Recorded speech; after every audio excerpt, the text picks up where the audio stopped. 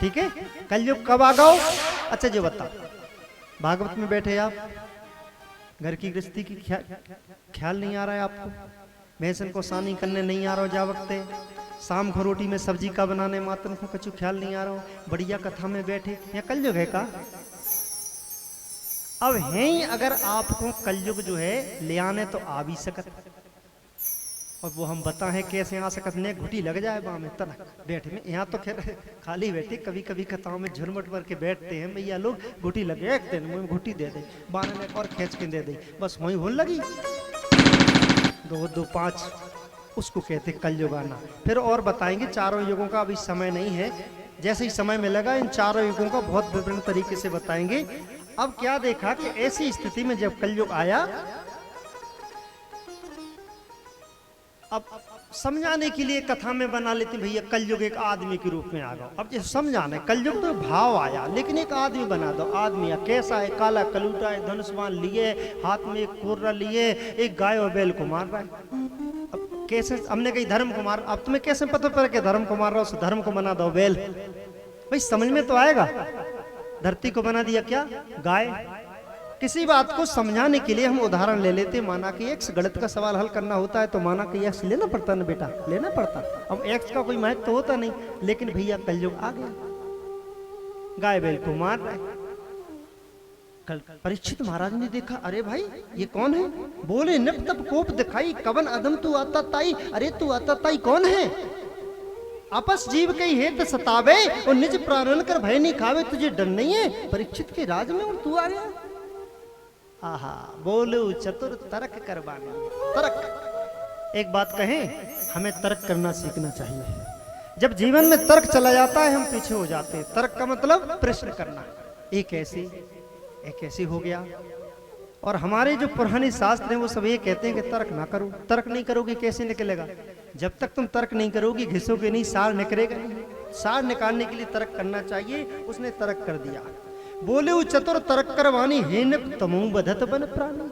मुझसे कह रहा हो कि मैं इन आपस जीवों को मार रहा हूं और आप तो धनुष्मान का इस शौक में लाए का जो, तुम भी तो क्यों हिरन मारा रे, क्यों शेर मारा रे, क्यों 12 सिंगा मारा रे, कितने जीव तुमने भी तो निपटा था महाराज, तुम भी तो दिन भर के लगे शिकार खेल।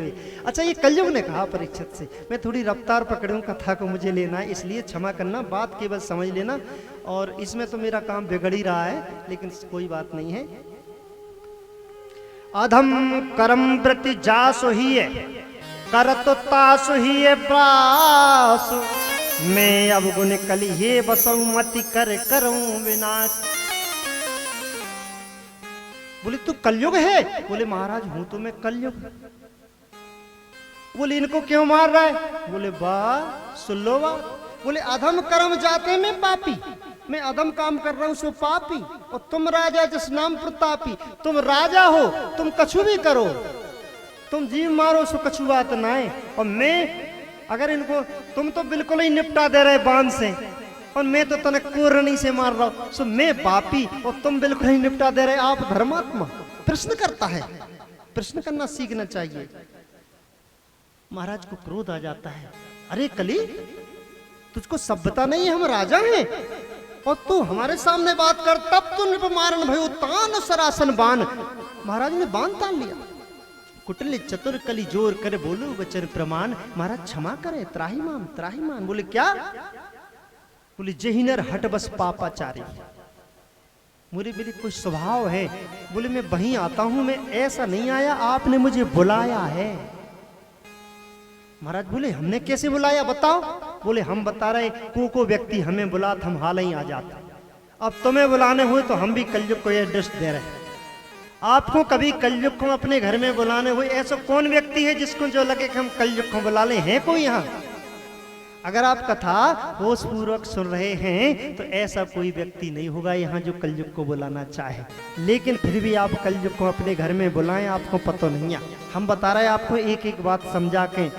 बोले जेही नर हटवस पापाचारी, जो व्यक्ति हट के कारण पाप करता है, क्रोधी कामी अधिक विकारी, जो क्रोध करता है, काम में लिप्त है, अधिक विकार में रहता है, तिनके हृदय करऊ में बासा, नृप हे नृप त्राह माम तब दासा। मैं तो ऐसी लोगों के घर में रहता हूं, माने हृदय में रहता हूं। बोले महिपत वचन प्रमाना, सुन कली मोर वचन धर ध्याना। हे कलयुग कुछ मेरे वचन सुन। बोले महाराज कहो क्या सुनो? बोले सुनो, जेहि ग्रह मात जनक अपमाना। समझने की बात है, जिसके घर में माता पिता का अपमान हो तो उधर चला जा। सुनी बात आपने कभी भागवत में? आज तक नहीं सुनी होगी, 5 भागवतें यही हुई। परीक्षित महाराज ने स्थान दे दिया। बोले जेहि ग्रह मात जनक अपमाना, जिसके घर में माता का पिता का अपमान हो। वो बोले पाए ना अतिथि भिक्षु सम्माना, कोई द्वार पे आ जाए वो सम्मान ना पाए, उसको भिक्षा ना मिले। कई मैयाएं पता है कैसी होती हैं, कोई आ जाए, मैया कछु होवे तो दे दो। अरे बाबा चल, अबे कोई घर नहीं है, चल आगे बढ़ जा, वो भगवान ही आए हो। तो अतिथि देवो भवा, अतिथि को भगा देते हैं। ऐसे घर में कलयुग तू जा। और किस घर में जा? बोले जनय में वंश संप्रदाय लड़ाई।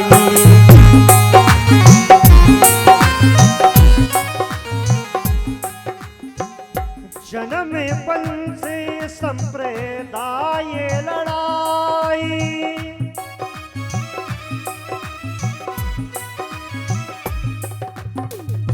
ऊंच नीच यही मत अधकाई।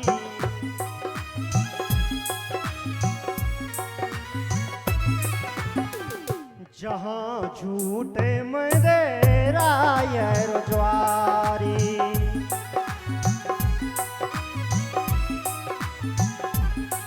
मरो हिंसक जोए बसत थे वो चारी।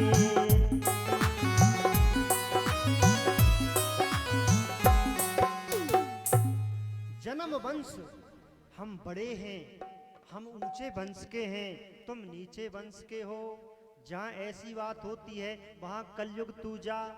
तू नीची जात का है, हम ऊंची जात के हैं। जहाँ ऐसी बात होती है हे कलयुग तू वहाँ जा। जहाँ झूठ मदरा और ज्वारी, जहाँ झूठ हो, मदरा पी जाती हो, जुआ खेला जाता हो। भाई आपके गांव में तुझे काम नहीं होते, लेकिन जहाँ होते हैं अगर, तो हे कलयुग तू वहाँ जा। हिंसक चोर बसे व्यभिचारी, जो दूसरे को मारने के लिए तैयार हो, चोरी करने वाले हो, हे कलयुग तू वहाँ जा। जहाँ मांसाहारी व्यभिचारी का निवास हो। कर पाखंड करें पर शोषण, जो पाखंड करके दूसरों का शोषण करते हैं, हे कलयुग तू वहां जा। पर धन छीन करें निज पोषण, दूसरे का धन छीन के अपना पेट भरते हैं, हे कलयुग तू वहां जा। नगन नर्तकी नाचें द्वारे, जो अपने द्वारन पे आर्केस्ट्रा कराता हो।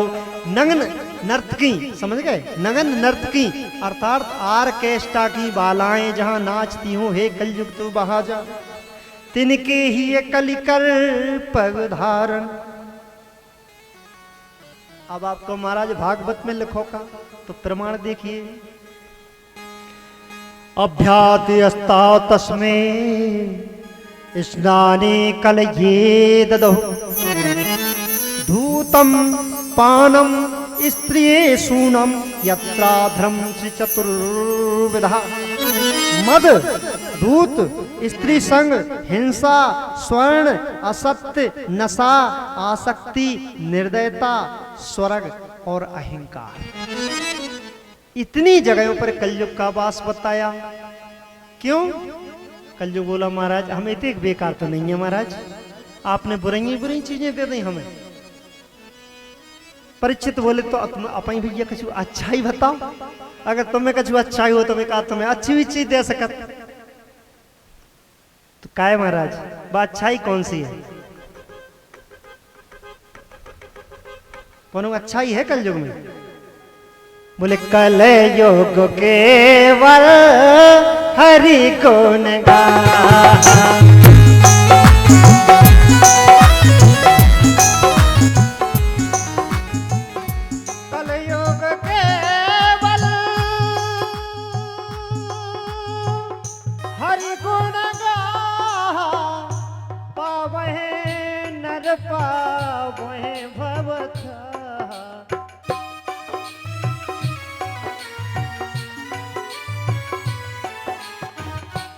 कैसे कह सकते हैं? कलयुग केवल नामे आधारा,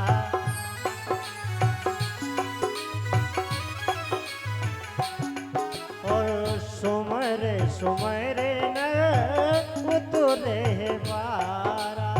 सुमर सुमर नर उतरे पार। देखो महाराज हमें अच्छा ही है कि नहीं? बोले का? बोले यज्ञ करने, तपस्या करने, पूजा करने, भक्ति करने, हजारों वर्ष तक जंगल में डरे रहने, कछु नहीं करने। बोले केवल भगवान को नाम लेने सच्चे मन से।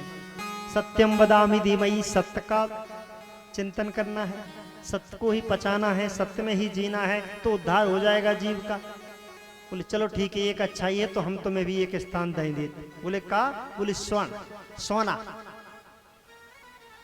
बोले कैसो सोना? लेकिन सुन लो, मेहनत को सोना नहीं, बेईमानी को, अन्याय को धन। अच्छा। बोले बामे रहो। हाँ बोले अब तुम वही में रहोगे। स्वर्ण आय अन्याय का करे मनुज मति नाश, नृप विचार ही कनक में दीन कलयुगे वास। कलयुग ने देखा ये जरासंध का मुकुट पहना हुआ है, बेईमानी का है, और जो है कलयुग उसमें वास कर जाता है। महाराज परीक्षित वहां से चल के आते हैं, समीप जी समाधि में बैठे, उनको प्यास लगती, कहते बाबा पानी पिलाओ। वो नहीं सुनते, वो ध्यान अवस्था में है। और महाराज परीक्षित की जो बुद्धि है वो कलयुग पलट देता है, और एक मरा हुआ तक्षक नाग था, उसको जो है अपने बाण की नोक से उठा करके और समीक ऋषि के गले में डाल देते हैं महाराज परीक्षित, और वहां से वो चल देते हैं। समीक ऋषि के पुत्र श्रृंगी ऋषि स्नान कर रहे होते हैं। वहां कोई उनके जो भाई हैं वो कहते हैं, सखा वगैरह, कि आप तो यहाँ स्नान कर रहे हैं, आपके पिताजी का अपमान किया है किसी राजा ने। अब बालक हैं, तपोनिष्ठ तो है, लेकिन ज्ञान नहीं है। तपस्या हो जाए, ज्ञान ना हो तो बंटाई ढार करें कि ना करें। उन्हें क्रोध आया, उन्होंने जो है कह दिया, क्या कह दिया? बोले जिस राजा ने मेरे पिता के गले में मरा हुआ जो सांप डाला है, और वो जो है 7वें दिन वही तक्षक उनको डस इतम लग्धे मर्यादम तक्षका सप्तमे हनि दक्षिणीताश कुम्भांड नगारम चेदते द्रोहम जही मृत नांग तात उर डाला 7 दिवसे होए तही काल। श्राप लग जाता है। महाराज परीक्षित को जब विदित होता है, मुकुट उतारते हैं, अरे गलती हो गई, बड़ी गलती हो गई, भूल हो गई, गलती का एहसास होता है। जब निश्चित है कि श्राप नहीं टल सकता, तो क्या करते हैं? अपने पुत्र जन्मेजय को अपना राज देते हैं, और महाराज परीक्षित वैरागी हो जाते हैं, और विराग होकर के बैठे गंगा तीर पर, करहे शांति की आस, विनय कीन सब मुनसन करो सुजतन प्रयास। कथा बहुत लंबी है, हम संचित में ले रहे हैं, आप समझ रहे होंगे। बहुत से मुनि वहां गंगा के तीर पर आ जाते हैं। अब महाराज परीक्षित सभी से प्रश्न करते हैं। क्या प्रश्न करते हैं? 7 दिवस की जिंदगी और रही अब से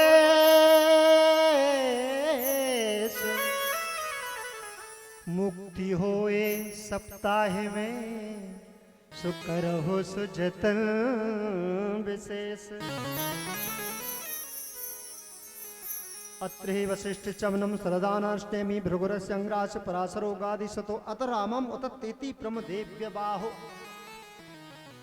अत्रि वशिष्ठ चमन सरदान अर्ष्टनेमी भृगु अंगरा पाराशर गाधी अतिथि परशुराम उतत इंद्र प्रमदेव बाहो इत्यादि ऋषि वहां इकट्ठे हो जाते।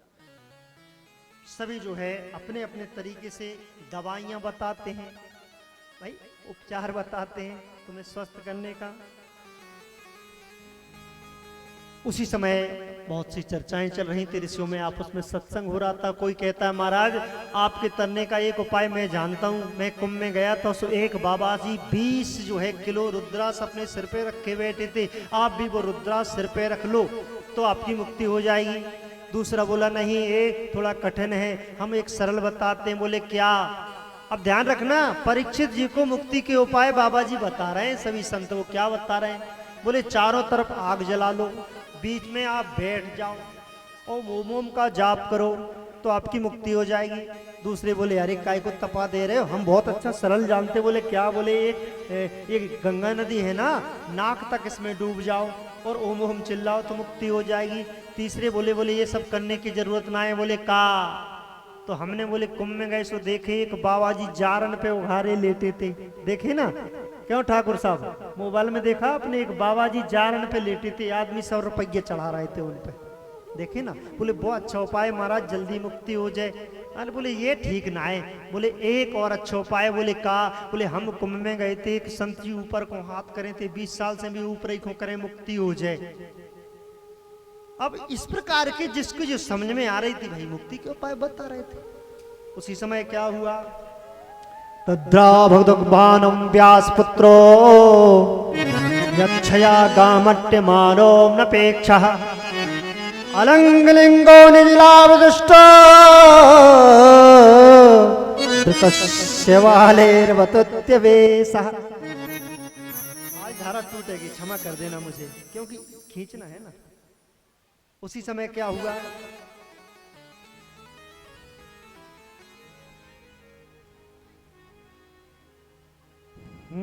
गुरु प्रेरित ही अवसर जाने,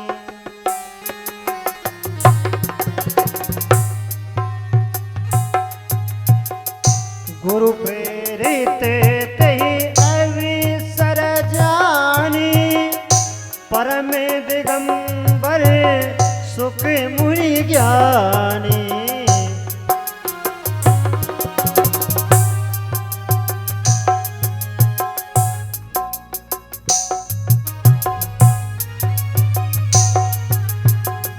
विचरत सहेज गंगे तट आए,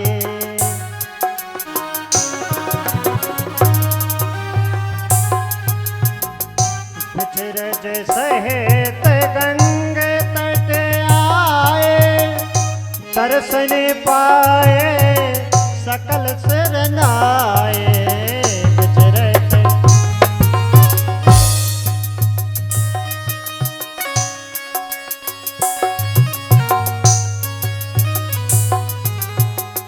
परमहंस धूत स्वरूपा,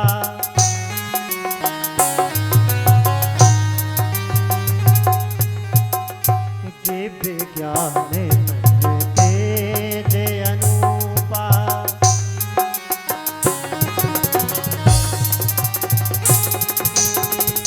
दिव्य ज्ञान।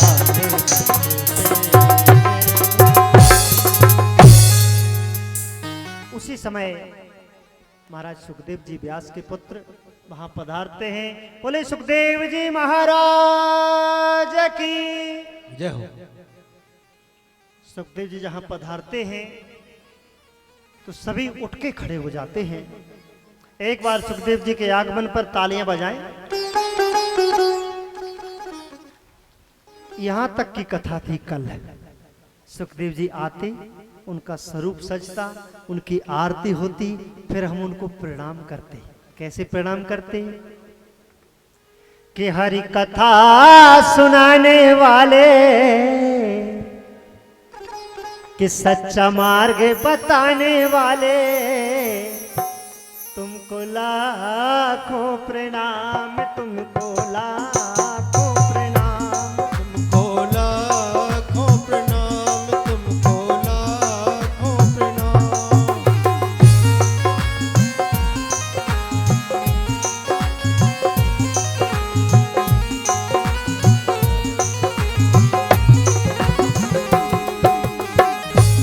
हरि की कथा सुनाने वाले, हरि की कथा सुनाने वाले, तुमको लाखों